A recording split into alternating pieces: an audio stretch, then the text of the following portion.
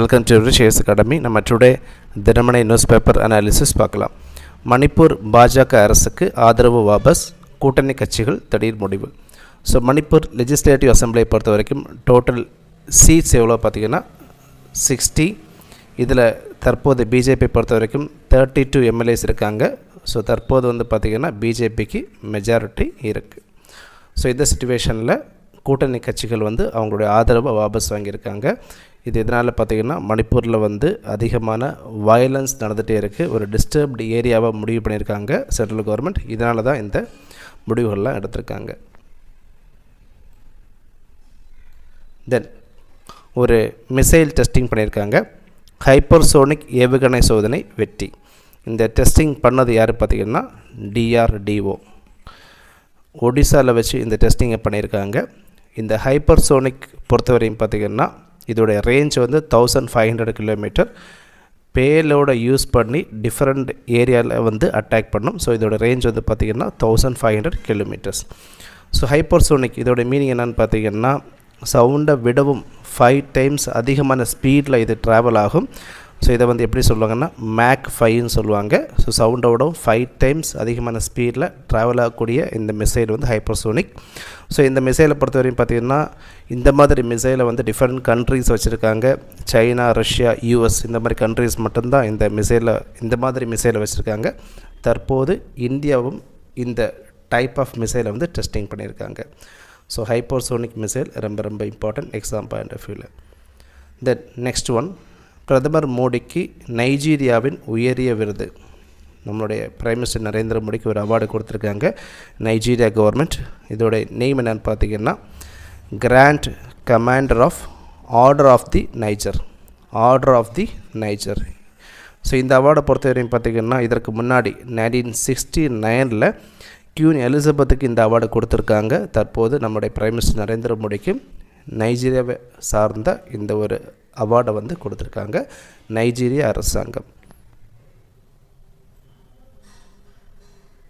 Then next one, முதல்வர் ஸ்டாலினுடன் நிதி ஆணையக்குழு இன்று ஆலோசனை. ஸோ ஃபினான்ஸ் கமிஷன் வந்து தமிழகம் வந்திருக்காங்க. நிறைய அட்வைஸ் கேட்பாங்க தமிழக அரசாங்கத்துக்கிட்ட. ஃபினான்ஸ் கமிஷனை பொறுத்தவரையும் பார்த்திங்கன்னா சென்ட்ரல் கவர்மெண்ட்டுக்கு அட்வைஸ் கொடுப்பாங்க. பட் அந்த அட்வைஸ் வந்து பைண்டிங் கிடையாது. அந்த அட்வைஸ் எல்லாமே கண்டிப்பாக சென்ட்ரல் கவர்மெண்ட் கேட்கணுங்கிறது கிடையாது. ஸோ இந்த ஃபினான்ஸ் கமிஷன் வந்து பார்த்திங்கன்னா 16th ஃபினான்ஸ் கமிஷன். இதோட சேர்பர்சன் வந்து அரவிந்த் பனகாரியா. இவர் வந்து முன்னாள் வைஸ் சேர்பர்சன் ஆஃப் நிதி ஆயோக். ஸோ 16th ஃபினான்ஸ் கமிஷனை பொறுத்த வரைக்கும் இதை வந்து எப்போ கான்ஸ்டியூட் பண்ணாங்க பார்த்திங்கன்னா 31/12/2023 கான்ஸ்டியூட் பண்ணாங்க. ஸோ இவங்க வந்து பார்த்திங்கன்னா October 31, 2025 முன்னாடி இவங்களோட ரெக்கமெண்டேஷன்ஸை கண்டிப்பாக கொடுக்கணும். அண்டு இந்த 16th ஃபினான்ஸ் கமிஷன் வந்து 1 April 2026 முதல் இம்ப்ளிமெண்டேஷன் ஆகும். ஸோ ஃபினான்ஸ் கமிஷனை பொறுத்த வரைக்கும் ஆர்டிகல் 280 இதை பற்றி சொல்லியிருக்காங்க. நம்மளோட ஜனாதிபதி ஒவ்வொரு 5 yearsக்கு ஒன்ஸ் ஃபினான்ஸ் கமிஷனை கொண்டு வரலாம். ஃபினான்ஸ் கமிஷனை பொறுத்த வரைக்கும் ஒரு சேர்பர்சன் இருப்பாங்க, 4 members இருப்பாங்க. ஸோ டோட்டல் 5 members வந்து ஃபினான்ஸ் கமிஷனில் இருப்பாங்க. ஸோ ஃபினான்ஸ் கமிஷன் வந்து சென்ட்ரல் கவர்மெண்ட்டுக்கு அட்வைஸ் கொடுக்கலாம். அந்த அட்வைஸை வந்து கண்டிப்பாக சென்ட்ரல் கவர்மெண்ட் கேட்கணுங்கிறது கிடையாது. So advice is not binding. இதை பார்த்துக்கோங்க.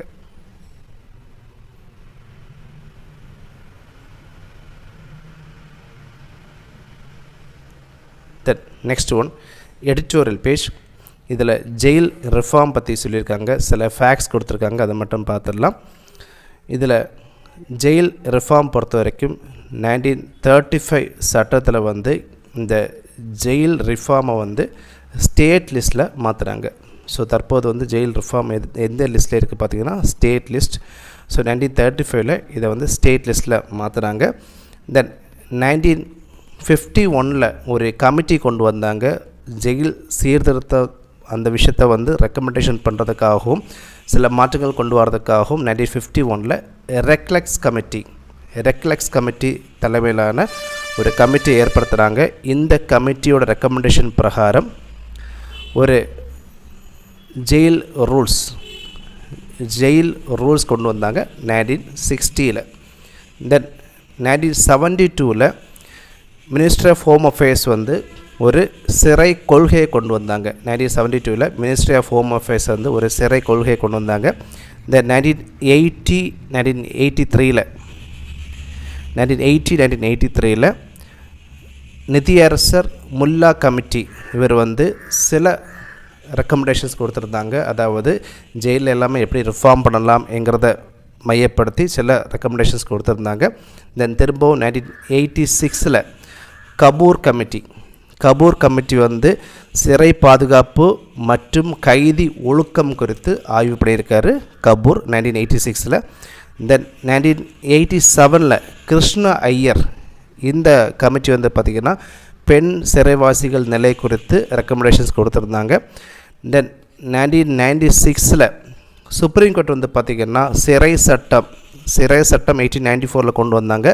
இதை கண்டிப்பாக சீர்திருத்தம் பண்ணணுங்கிற ஒரு கோரிக்கையை விடுத்திருந்தாங்க. தென் 2023 திரும்பவும் ஜெயில் ரிஃபார்ம்ஸ் கொண்டு வந்திருக்காங்க, மாடல் ஜெயில் ரூல்ஸ் கொண்டு வந்திருக்காங்க. இந்த மாடல் ஜெயில் ரூல்ஸை வந்து ஸ்டேட் கவர்மெண்ட் மாற்றி எழுதலாம். ஸோ இதனால் பார்த்திங்கன்னா இது வந்து ஸ்டேட் லிஸ்ட்டில் இருக்குது. ஸோ இந்த ஃபேக்ட்லாம் பார்த்துக்கோங்க. ஜெயில் ரிஃபார்ம்ஸ் அண்ட் அதே மாதிரி ஜெயிலில் வந்து அதிகப்படியான ஆட்கள் இருக்காங்க, ஜெயிலில் கரெக்டான வசதிகள் கிடையாது, தென் ஜுடிஷியல் கஸ்டடியில் நிறைய பேர் இறந்து போகிறாங்க. ஸோ நிறைய இஷ்யூஸ் வந்து ஜெயில்ஸில் இருக்குது. இதற்கான நிறைய ரிஃபார்ம்ஸ் கொண்டு வந்திருக்காங்க.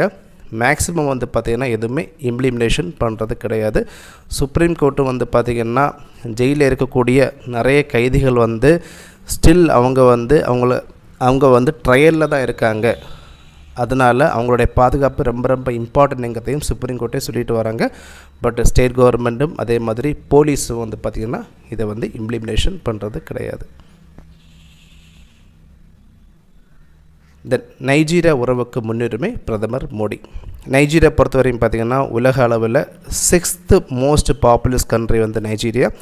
நைஜீரியாவோட பார்டரில் வந்து பார்த்திங்கன்னா நார்த்தில் வந்து நைஜர் இருக்குது, ஈஸ்ட்டில் 2 கண்ட்ரிஸ் இருக்குது, சாட் அண்டு கேமரூன். தென் இதோட சவுத்தில் வந்து கல்ஃப் ஆஃப் கினியா வந்து இதோடைய சவுத்தில் இருக்குது. தென் வெஸ்ட்டில் வந்து பார்த்திங்கன்னா பெனின்ங்கிற கண்ட்ரி லொக்கேட்டாக இருக்குது. ஸோ பார்டர் பார்த்துக்கோங்க. யூபிஎஸ்சி எக்ஸாம்ஸில் இந்த பார்டர் கண்ட்ரிஸ்லாம் சம்டைம்ஸ் கேட்பாங்க. தென் நெக்ஸ்ட் ஒன், மகப்பேறு நிதியுதவி முறைகேட்டை தடுக்க புதிய திட்டம். ஸோ இதில் வந்து QR கோட் சிஸ்டம் புதுசாக கொண்டு வந்திருக்காங்க.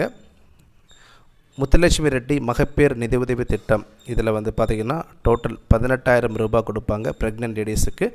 எந்தெந்த டைமில் கொடுப்பாங்கங்கிறத இதில் கொடுத்துருக்காங்க, இதை மட்டும் பார்க்கலாம். ஸோ ப்ரெக்னென்ட் லேடிஸ் வந்து பார்த்திங்கன்னா 12 வீக்ஸ் ஆனதுக்கு பிறகு அவங்க வந்து ப்ரைமரி ஹெல்த் சென்டர்ஸில் போய் ரெஜிஸ்ட்ரேஷன் பண்ணியிருக்கணும். ரெஜிஸ்ட்ரேஷன் பண்ணதுக்கு பிறகு அவங்களுக்கு வந்து ஒரு பிக்மி எண் கிடைக்கும், ஒரு பிக்மி நம்பர் கிடைக்கும். தென் அதுக்கு பிறகு வந்து பார்த்திங்கன்னா ஃபோர்த் மந்தில் அவங்களுக்கு 6,000 ருபீஸ் கிடைக்கும். தென் குழந்தை பிறந்ததுக்கு பிறகு ஃபோர்த்து மந்தில் 6,000 ருபீஸ் கிடைக்கும். தென் குழந்தை பிறந்ததுக்கு பிறகு 9th மந்தில் 2,000 ருபீஸ் கிடைக்கும். அண்ட் அதே மாதிரி வந்து பார்த்திங்கன்னா ப்ரெக்னெண்ட்டாக இருக்கும்போது 3rd மந்த்லேயும் அண்ட் 6th மந்த்லேயும் வந்து பார்த்திங்கன்னா 2 டைம்ஸ் வந்து ஊட்டச்சத்து பெட்டகங்கள் 2,000 ருபீஸுக்கு ப்ரொவைட் பண்ணுவாங்க. ஸோ டோட்டல் வந்து பார்த்திங்கன்னா 18,000 ரூபாய். ஸோ இதை பார்த்துக்கோங்க. தென் உலக தமிழர்கள் பொருளாதார ஒரு கான்ஃபரன்ஸ் நடந்து முடிஞ்சிருக்கு. எந்த இடத்துல பார்த்திங்கன்னா கோலாலம்பூர், மலேசியாவில். தென் UNFCCC இந்த அமைப்புடைய கான்ஃபரன்ஸ் ஆஃப் பார்ட்டிஸ் 29வது மீட்டிங் வந்து அசர்பைஜான் பகு என்கிற பிளேஸில் நடந்துகிட்டே இருக்குது. தென் நாட்டின் சிறந்த காவல் நிலையம் 113 ஆண்டு ஒடிசாவின் படாப்பூர். இந்த ஃபேக்டை பார்த்துக்கோங்க, எக்ஸாம்ஸில் கேட்பாங்க. ஸோ நாட்டோடைய சிறந்த காவல் நிலையம் எது பார்த்திங்கன்னா படாப்பூர். ஸோ டிஃப்ரெண்ட் இண்டிகேட்டர்ஸை வச்சு தான் இந்த ரேங்கிங் கொடுத்துருக்காங்க. குற்ற விகிதம், விசாரணை மற்றும் வழக்குகளின் தீர்வு, இன்ஃப்ராஸ்ட்ரக்சர், பொது சேவை, இந்த மாதிரி 150 இண்டிகேட்டர்ஸை மையப்படுத்தி தான் இந்த ரேங்கிங் கொடுத்துருக்காங்க. ஸோ நாட்டின் சிறந்த காவல் நிலையம் எது பார்த்திங்கன்னா ஒடிசாவின் படாப்பூர்.